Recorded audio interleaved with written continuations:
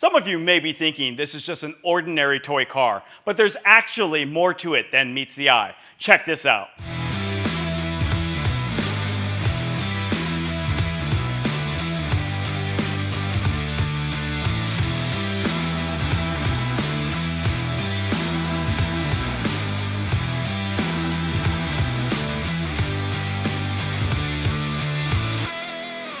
Yes, that's correct. What we have here is a life-size Hot Wheels that has quite the interesting story behind it. And let's get something straight here. Unlike other real-life Hot Wheels vehicles, this one started as a full-size model that inspired the miniature. With that being said, you would probably think there was some grand scheme to make this all happen, and that couldn't be further from the truth.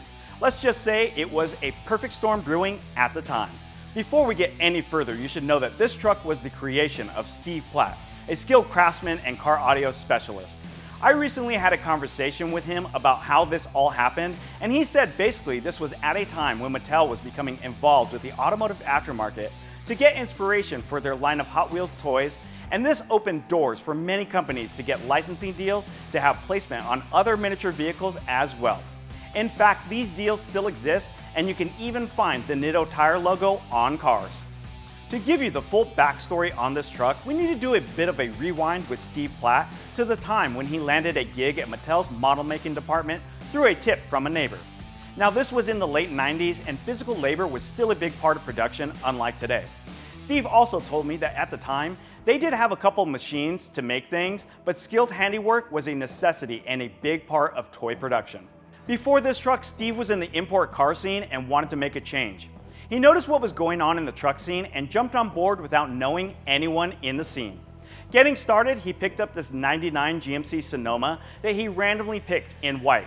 Steve even told me the only reason he got a GMC was because a dealership was only 5 minutes from his house.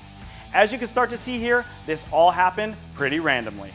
Anyways, before his time at Mattel, he was working at a stereo shop called Audio Options in Southern California's South Bay region. There he became familiar with the folks at American Racing, who told him about a shop called Sport Check Specialties in Carson, California, but had no physical address to send him to. Because the internet was not like it is today, searching for things was harder, and Steve simply drove around the area until he found the place. Once there, he met shop owner Jay LaRosa, who first lowered Steve's truck over a set of 18-inch American Racing torque thrust wheels. From there, the two of them hit it off immediately and attended many shows together. As things went on, Jay was planning on going all out with his Chevy S10, and this inspired Steve to do the same. Since the two of them had their own skill sets, they traded work on each other's trucks. Steve would do the stereo work on Jay's truck, and in trade, Jay would airbag Steve's truck. This is when things got interesting, as Jay was having Ryan Evans of Chaotic Customs, now Counts Customs fame, paint his S10. Steve tagged along to Ryan's old shop one day and started a discussion about painting his GMC Sonoma.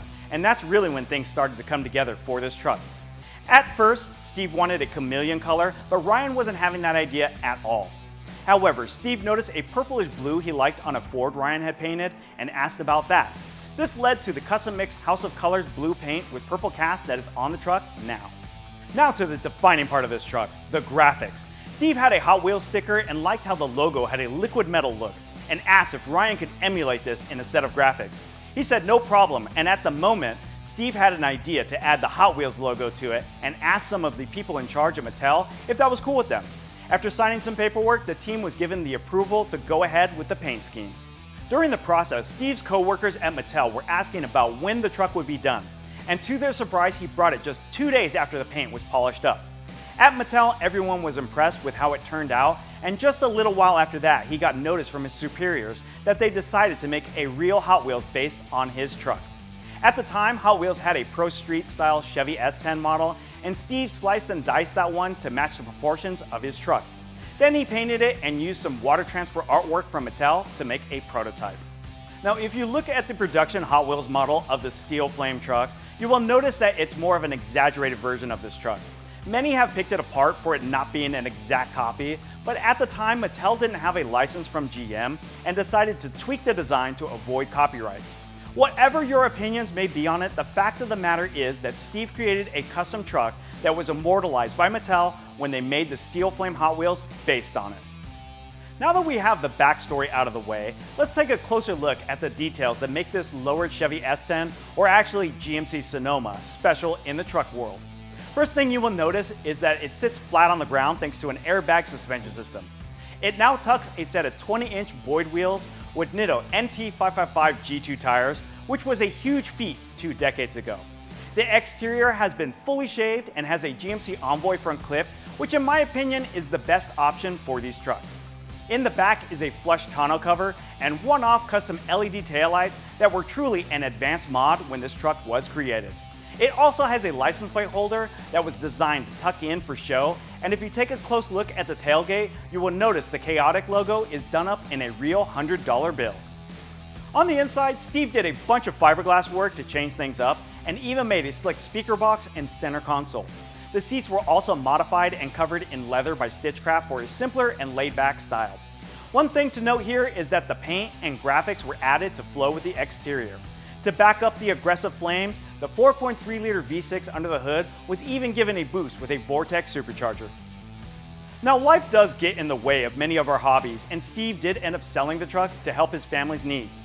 The Sonoma did get passed around a few times with a number of different owners, but it now belongs to Don Garling, who has really revitalized this truck a bit and has brought it back out in the spotlight.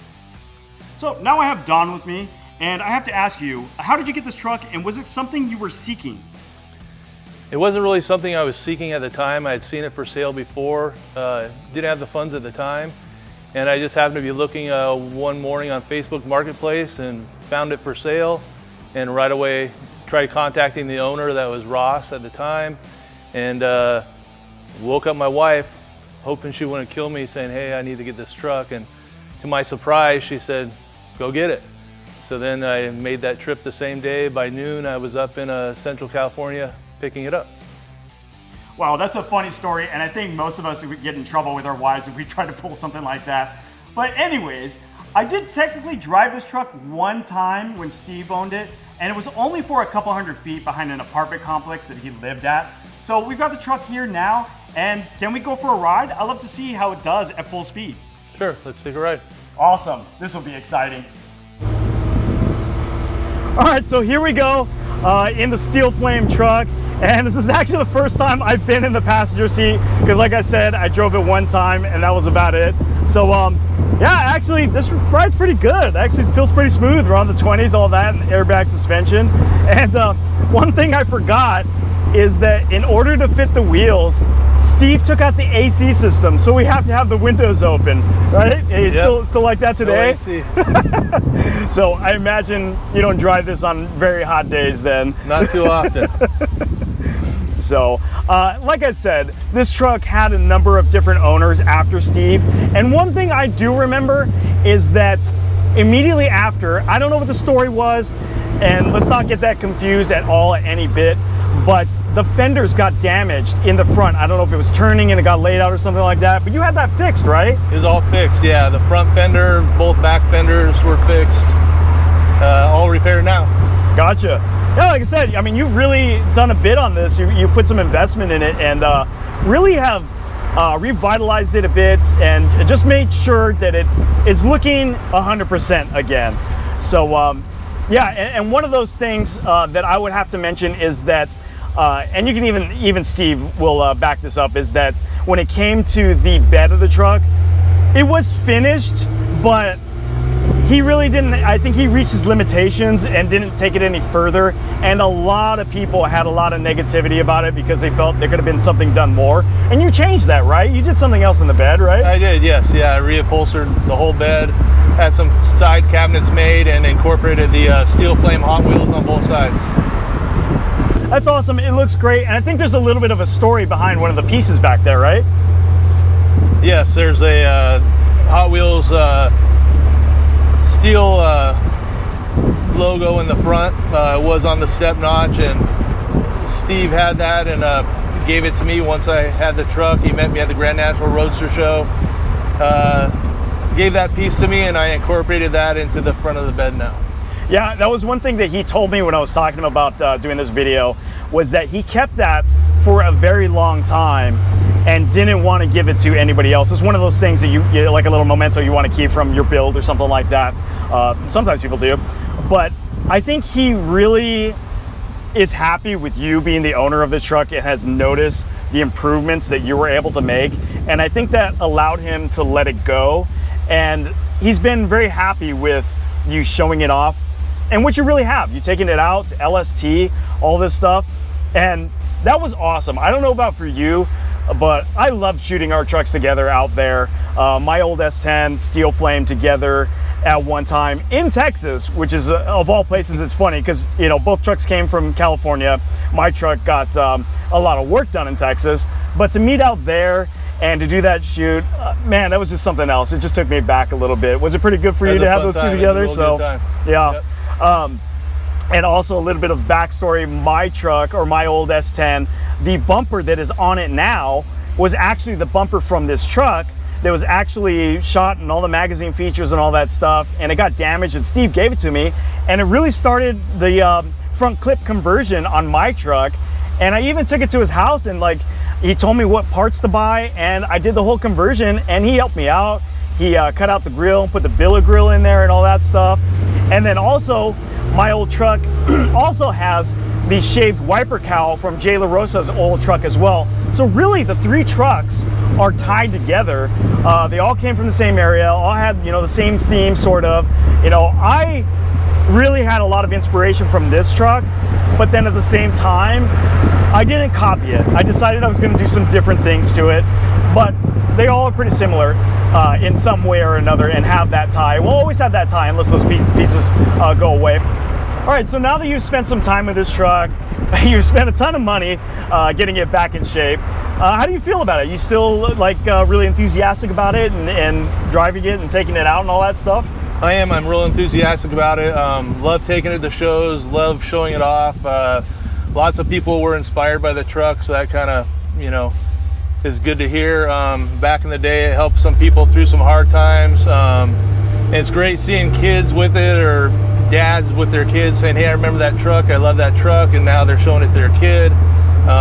Letting the kids sit in the truck, and kids to this day still go crazy over the truck. That's pretty cool. I imagine if I was a kid, that'd be so awesome. Yeah. Like even back in the day, meeting Steve, when the truck was already done, I didn't know him before it was done, and it was like, wow, this is cool. I mean, like, this was made into a Hot Wheels. In fact, I was the first person to show him a karted version of the Hot Wheels. Somehow he was at Sport Truck Specialties. I came in wanting to get some work and get some parts, and he was there, and I recognized him, and I was like, hey, have you seen it? And he was like, no.